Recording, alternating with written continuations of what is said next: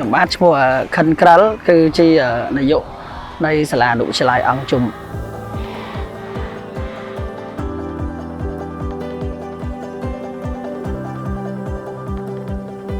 មុនពេលគម្រោងចាប់ផ្ដើមអនុវិទ្យាល័យអង្គជំរបស់យើងគឺជួបប្រទះនៅបញ្ហាជាច្រើនប៉ុន្តែបញ្ហាដែល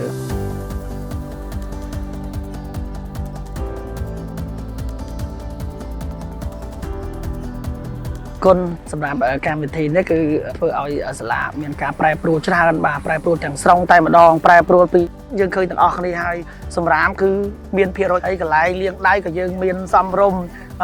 បន្ទប់អនាម័យក៏យើងមានណាបាទហើយមួយទៀតដើម្បីឲ្យពួកគាត់នឹងឈានទៅរកភាពអនុវត្តបានយូរអង្វែងគឺយើងបានបង្កើតឡើងនៅក្រុមក្លឹបសិក្សាយុវជនបៃតងមួយក្រុមដើម្បីពួកគាត់ចូលរួមសកម្មគឺជាអ្នកដឹកនាំហើយនឹងជាយុវជនគំរូតែម្ដងដើម្បីបាទអប់រំឲ្យពួកឲ្យក្រុមសិស្សផ្សេងទៀតហ្នឹងគាត់មានសមត្ថភាពបាទអាចនឹងធ្វើការឬក៏អាចជាបុគ្គលគំរូដោយយុវជននឹងដែរបាទពាក់ព័ន្ធជាមួយនឹងមេរៀនប្រចាំថ្ងៃនៅក្នុងកម្រិតសាលាអនុវិទ្យាល័យអង្គជំគឺគាត់បានដាក់បញ្ចូលខ្លឹមសារមេរៀនពាក់ព័ន្ធនឹងបរិស្ថានចូលទៅក្នុង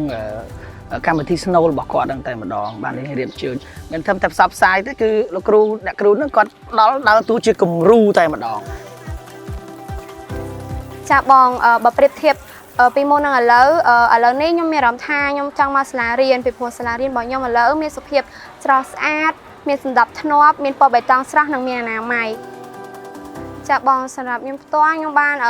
រៀនអំពីវិធីទប់ស្កាត់សំណល់និរន្តរភាពនិងទំនាក់ទំនងរវាងបរិស្ថាននិងសុខភាពថ្នាក់សហគមន៍គឺគាត់ចូលរួមនៅពេលដែលសាលាប្រជុំគោលដៅរួមបរិស្ថាននេះគឺជារបស់យើងទាំងអស់គ្នាខ្ញុំសរុបជារួម